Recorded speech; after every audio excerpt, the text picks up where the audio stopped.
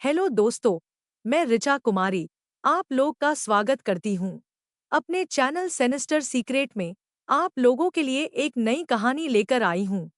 कहानी अच्छी लगे तो चैनल को सब्सक्राइब, लाइक, कमेंट कर दीजिए, बेल आइकन प्रेस कर दीजिए।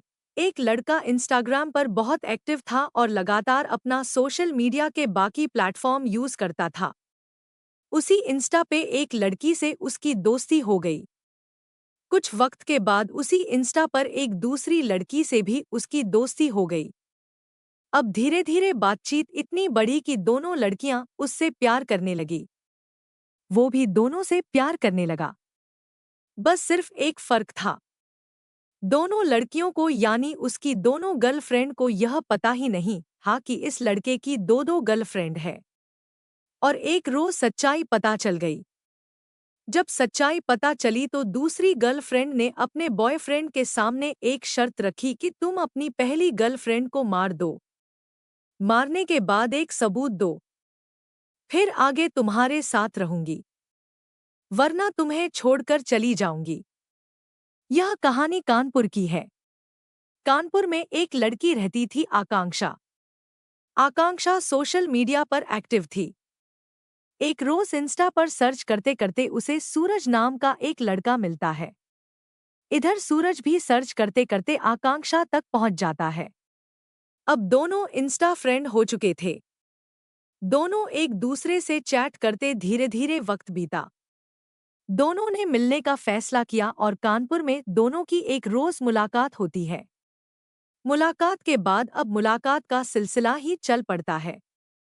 फिर दोनों एक दूसरे के प्यार में इस कदर डूबे कि उन्होंने अपनी नई जिंदगी, नए सपने सारे बुनने शुरू कर दिए। सूरज एक रेस्टोरेंट में काम करता था। उसने आकांक्षा को भी कहा, वह भी जॉब की तलाश में थी। 20 सालों की उम्र हो चुकी थी कि तुम भी क्यों नहीं उसी रेस्टोरेंट में काम करती हो तो हम दोनों का वक्त साथ ज्यादा गुजरेगा। आकांक्षा मान गई। अब दोनों साथ काम करने लगे। धीरे धीरे वक्त बीता। 21 जुलाई 4 महीने पहले की बात है। घर में होता यह है कि आकांक्षा का एक भाई काम के सिलसिले में दिल्ली जाता है। दिल्ली जाते वक्त उसने अपना मोबाइल अपनी माँ को दे दिया और कहा कि मैं दिल्ली में हूँ, मैं तो वहाँ किसी से भी लेकर बात कर लूंगा, बट आप लोग इस मोबाइल को रखो ताकि मैं इस नंबर पर कॉल कर सकूं क्योंकि घर में कोई लैंडलाइन नंबर तो था नहीं। तो अब घर में आकांक्षा की माँ आकांक्षा और उसकी एक और बहन को यह बात पता थी कि भाई अपना मोबाइल घर छोड़ कर गया है ताकि वो बात कर सके घर वालों से। इधर अब आकांक्षा अपने घर से दूर कानपुर में है। कानपुर से कुछ दूरी पर उनके माँ बाप रहते थे तो वह कानपुर में ही जॉब के सिलसिले में रहती थी। और कायदे से रहती क्या थी, वो सूरज के साथ एक तरह से लिव इन में रह रही थी। 21 जुलाई की तारीख आती है। आकांक्षा अपने घर वालों से बात नहीं करती। फिर 22, फिर 23, 3 दिन बीत जाते हैं। आकांक्षा की माँ परेशान। आकांक्षा की माँ फोन कर रही है लेकिन आकांक्षा फोन काट देती है। फिर इसी दौरान आकांक्षा का एक मैसेज आया माँ के मोबाइल पर। उसने कहा, मैं बिजी हूँ माँ, बाद में आपसे तसल्ली से बात करूंगी। 3 दिन से बेटी से बात नहीं हो रही थी। माँ परेशान थी, घबराई हुई थी। लेकिन जैसे ही यह मैसेज पढ़ा, बेटी का मैसेज आ गया तो माँ को खुश होना चाहिए। लेकिन इस मैसेज के पढ़ते ही माँ और ज्यादा परेशान हो जाती है। उसने कहा, ये क्या? उसने मैसेज में ये क्यों लिखा कि माँ आप परेशान ना हो, मैं बिजी हूँ, बाद में आ जाऊंगी। जबकि उसे पता है कि यह फोन भाई का है तो उसको भैया लिखना चाहिए था और यहाँ घुमा लिख रही है। माँ परेशान, उसे लगा 3 दिन से गायब है, कुछ तो गड़बड़ है। उसने इधर-उधर पता करना शुरू किया। आकांक्षा का कहीं सुराग नहीं मिला। तब आकांक्षा की माँ विजय लक्ष्मी एक रोज पुलिस स्टेशन पहुंचती है और पुलिस स्टेशन जाकर अपनी बेटी की गुमशुदगी की रिपोर्ट दर्ज कर देती है। अब पुलिस वाले रिपोर्ट दर्ज करते हैं। उस रेस्टोरेंट में जहां वो काम करती थी पुलिस वहां पहुंचती है। वहां से उसका पता निकाला जाता है जहां वो कानपुर में रह रही थी। इत्तेफाक से उस रेस्टोरेंट के कई ऐसे कोलीग थे जिन्हें पता था कि सूरज और आकांक्षा एक साथ में रहते हैं। उन्होंने यह बात बताई। पुलिस सूरज तक पहुंची। सूरज से पूछताछ की। सूरज ने कहा कि 21 तारीख को उसकी और आकांक्षा की लड़ाई हो गई और उस लड़ाई के बाद आकांक्षा उसके घर से चली गई और फिर उसके बाद से कोई पता नहीं, ना मैंने कॉल किया ना मेरी बात हुई। मुझे लगा अपने घर चली गई। पुलिस को एक तरह से सूर्य ने कन्विंस कर दिया। पुलिस को भी लगा कि पता किया तो रेस्टोर में वो लगातार आ रहा, कभी एब्सेंट भी नहीं रहा। तो कोई डाउट ही नहीं था कि दोनों एक साथ गायब हुए। पुलिस ने सूरज को छोड़ दिया। अब पुलिस तफ्तीश में लगी रही। सारी अपने लेवल पर जितने लोगों से पूछताछ हो सकती थी सब करती रही। कोई सुराग नहीं मिल रहा था। आकांक्षा की गुमशुदगी थी। पुलिस परेशान घूम फिर कर आकर सूरज पर ही सारा मामला रुक जाता। अब पुलिस को लगा कि अगर सच्चाई पता है तो शायद सूरज को ही है।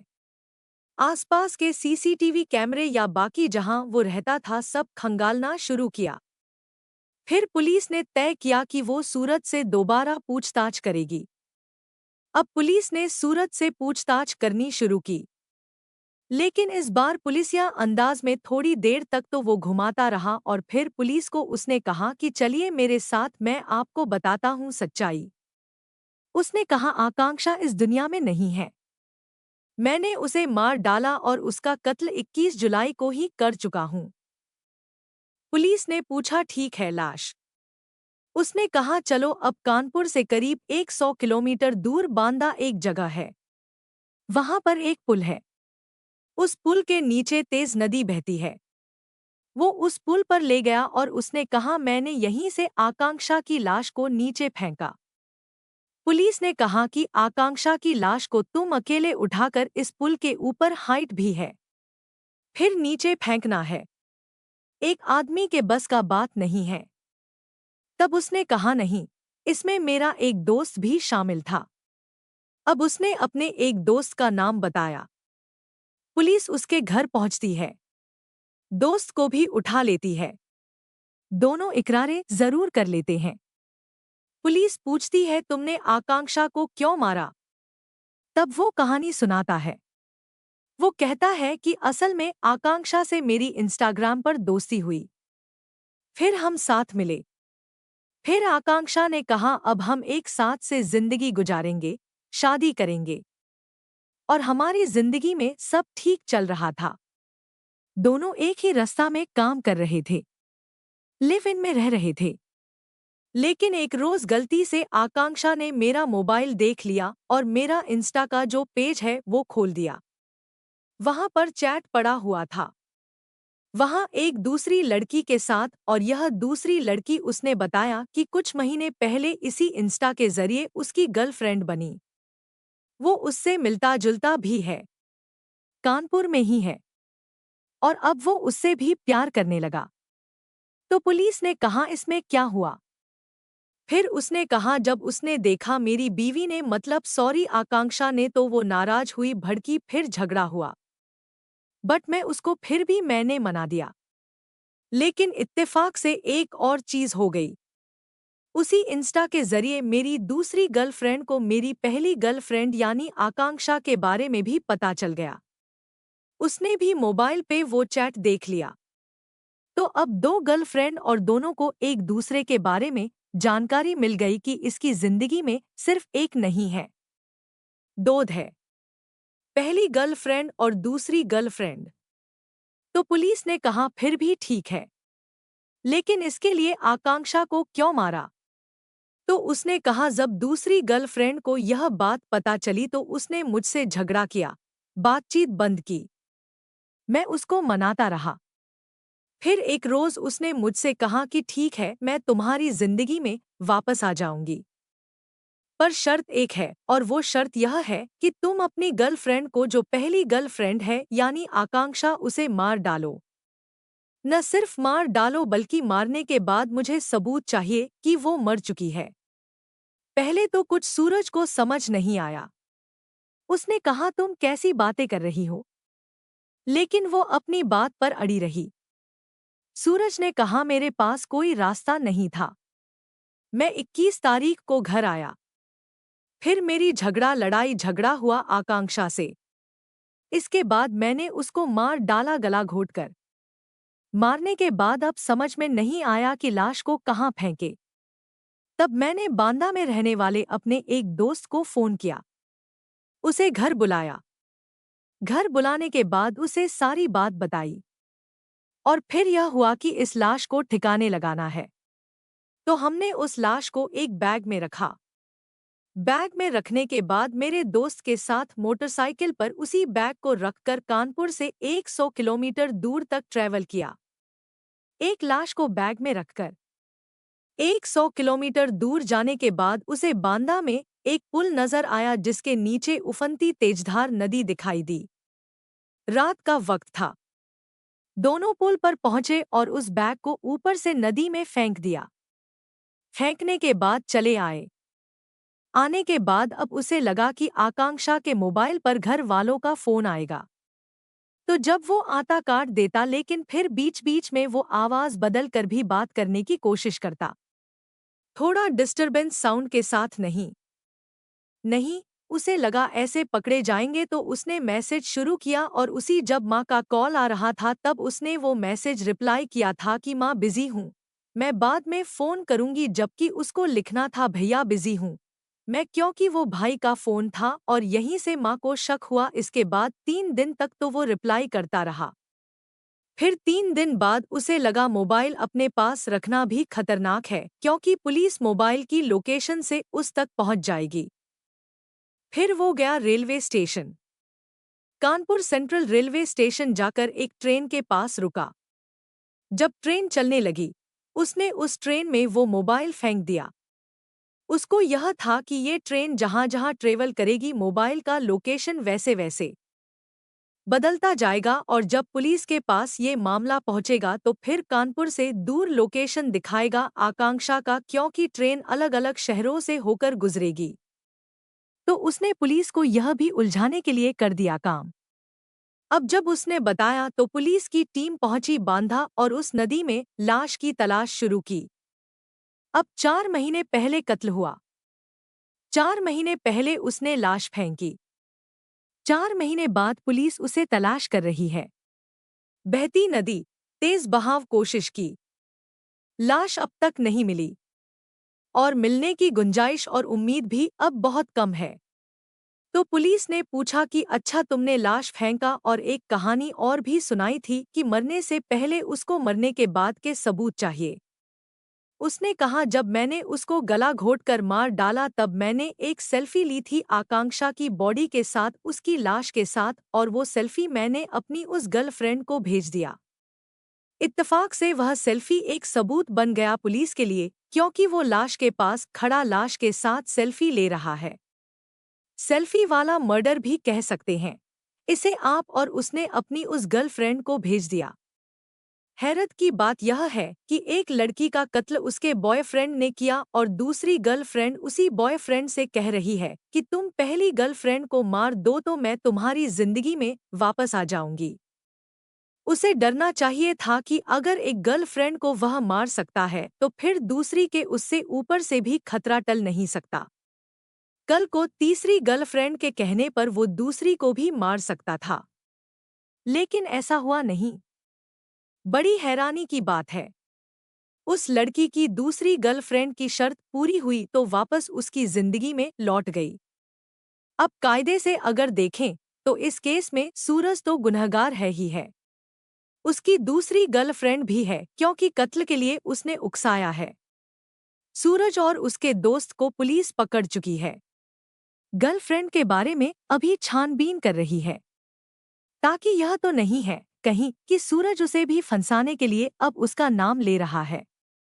पुलिस की तफ्तीश जारी है, लेकिन कहानी अजीब मोड़ पर इसलिए खड़ी है क्योंकि कातिल यहाँ मौजूद है। कातिल इखलार जुर्म भी कर चुका है। कातिल कत्ल की बात भी एक्सेप्ट कर चुका है, लेकिन लाश गायब है। लाश अब तक मिली नहीं। अब 4 महीने का वक्त बीत चुका है। 4 महीने पुरानी बात है। बहती नदी, बहाव तेज। लाश के मिलने की उम्मीद धीरे धीरे अब पुलिस को भी लग रहा है कि कम ही है। अब ऐसे में सवाल यह उठता है कि बगैर लाश के ये केस कहां पर जाकर खत्म होगा, क्योंकि कातिल का इकरार जुर्म पुलिस कस्टडी में है, सर्कमस्टेंशियल एविडेंस साथ में है, आकांक्षा लौट कर नहीं आई, यह भी पक्का है। आकांक्षा का बाकी किसी ने कभी 21 जुलाई के बाद देखा नहीं, यह भी सच है। तब ये पूरा केस एक सर्कमस्टेंशियल एविडेंस पर खड़ा है, परिस्थितिजन्य साक्ष्य, जिसमें लाश नहीं है लेकिन कहानी है। कहानी के साथ कातिल है। अब देखना यह है कि कानपुर पुलिस इस केस को कितना स्ट्रांगली कोर्ट के सामने रखती है ताकि गुनहगारों को सजा मिले। कानपुर पुलिस का कहना तो है कि लाश की तलाश अब भी जारी है, पर ना भी मिले तो भी इसमें गुनहगार बख्शे नहीं जाएंगे, कोर्ट से छूट नहीं पाएंगे। वो इससे जुड़े हुए सारे सबूत कोर्ट के सामने रखेंगे। तो उम्मीद यही है, ऐसे गुनहगारों को कड़ी से कड़ी सजा जरूर मिलनी चाहिए। सोशल मीडिया पर रिलेशनशिप बहुत जल्दी बनते हैं, लेकिन उनमें खतरे भी उतने ही होते हैं। दोहरी जिंदगी और झूठ से रिश्ते नहीं बनते, सिर्फ बर्बादी होती है। किसी भी रिश्ते में ईर्ष्या, अविश्वास और पजेसिवनेस इंसान को अपराध करने तक ले जा सकती है। कभी भी किसी इंसान को अपनी सोच या भावनाओं पर इतना हावी न होने दे कि वह आपको अपराध के लिए उकसा दे। गुमशुदगी के मामले में परिवार का संदेह और जागरूकता कई बार बड़े अपराध उजागर कर देती है। हर सोशल मीडिया पहचान असली नहीं होती, सावधानी रखें, विश्वास सोच समझ कर करें। क्राइम करने वाला व्यक्ति एक बार करता है तो आगे भी कर सकता है, इसलिए ऐसे इंसान से दूरी ही सुरक्षा है। मोबाइल और डिजिटल सबूत आज सबसे बड़ा हथियार है। अपराध कितना भी छुपाएं, सच बाहर आता ही है।